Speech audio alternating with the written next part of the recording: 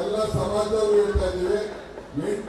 6 ಜನ ಹೆಣ್ಮಕ್ಳಿಗೆ ಇವತ್ತು ನಾವು ಕಾಂಗ್ರೆಸ್ ಪಕ್ಷ ಮೊದಲನೇ ಬಾರಿಗೆ ಸೀಟನ್ನು ಕೊಟ್ಟು ಇಡೀ ರಾಜ್ಯದಲ್ಲಿ 6 ಜನ ಹೆಣ್ಮಕ್ಳು. ಕೆಲವರು ಹೇಳ್ತಾ ಇದ್ರು ನನಗೆ, ಯಾರೋ ಟಿವಿಲಿ ನೋಡಿ ನಿಮ್ಮನ್ನ ಮುಖ್ಯಮಂತ್ರಿ ಮಾಡ್ತೀವಿ ಅಂತ ಒಕ್ಕಲಿಗರು ಓಟ್ ಹಾಕಿದ್ರು, ಇಲ್ಲೇನ್ ಆಗಿಲ್ವಲ್ಲ ಅಂತೀನಿ. ನಾನು ಅವ್ರಿಗೆ ಹೇಳ್ತಾ ಇದ್ದೀನಿ, 8 ಜನ ಒಕ್ಕಲಿಗರಿಗೆ ನಾವು ಸೀಟನ್ನ, ಒಬ್ರು ಬಂಟು ಒಬ್ರು ರೆಡ್ಡಿ 4 ಜನ ಒಕ್ಕಲು, ಒಟ್ಟು ಸೇರಿ 8 ಜನ ಒಕ್ಕಲಿಗರಿಗೆ ಮೊದಲನೇ ಬಾರಿಗೆ ಇವತ್ತು ನಾವು ಕಾಂಗ್ರೆಸ್ ಪಕ್ಷ 28 ಸೀಟಲ್ಲಿ 8 ಸೀಟನ್ನು ಕೊಟ್ಟಿದೆ. ಅಂದ್ರೆ ಇವತ್ತು ನಾವು ಯುವಕರಿಗೆ, ವಿದ್ಯಾವಂತರಿಗೆ, ಪ್ರಜ್ಞಾವಂತರಿಗೆ ಇವತ್ತು ನಾವು ಸೀಟನ್ನು ಕೊಟ್ಟಿದ್ದೇವೆ.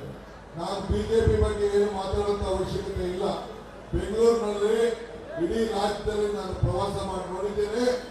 ಯಾವ ಬಿಜೆಪಿ ಗಾಳಿನೂ ಇಲ್ಲ, ಮೋದಿ ಗಾಳಿನೂ ಇಲ್ಲ, ಯಾವ ಗಾಳಿನೂ ಇಲ್ಲ.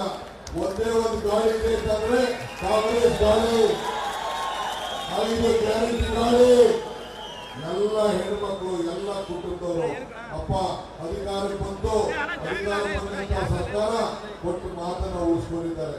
ನಾನು ಸಿದ್ದರಾಮಯ್ಯ ಗ್ಯಾರಂಟಿ ಚೆಕ್ಗೆ ಸೈನ್ ಹಾಕ್ತು, ಇವತ್ತು ಅನುಷ್ಠಾನಕ್ಕೆ ತಂದಿದ್ದೇವೆ.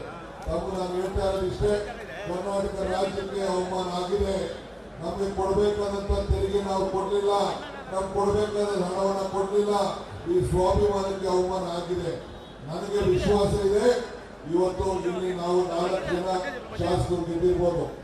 ಆದರೆ ಎಲ್ಲ ಕ್ಷೇತ್ರದಲ್ಲೂ ಕೂಡ ಒಂದು ದೊಡ್ಡ ಅಲೆ ಏನಿದೆ. ಕೃಷ್ಣಪ್ಪನವರು, ನಮ್ಮ ಎಂ ಕೃಷ್ಣಪ್ಪನವರು, ಪ್ರಿಯಾ ಕೃಷ್ಣರವರು, ರಾಮಲಿಂಗಾರೆಡ್ಡಿಯವರು, ಸೌಮ್ಯರು ಕೂಡ ಎಲೆಕ್ಷನ್ ಗೆದ್ದಿದೆ ಲೆಕ್ಕ. ಆಮೇಲೆ ಚಿಕ್ಕಪೇಟೆ ಕ್ಷೇತ್ರದಲ್ಲೂ ಕೂಡ ಇವತ್ತು ಅತಿ ಹೆಚ್ಚು ಮತ, ಒಂದು 25,000 ಅಂತರದಿಂದ ಗೆಲ್ಲಿಸುವಂತ ವಿಶ್ವಾಸ ನನಗೆ ಕಾಣ್ತಾ ಇದೆ.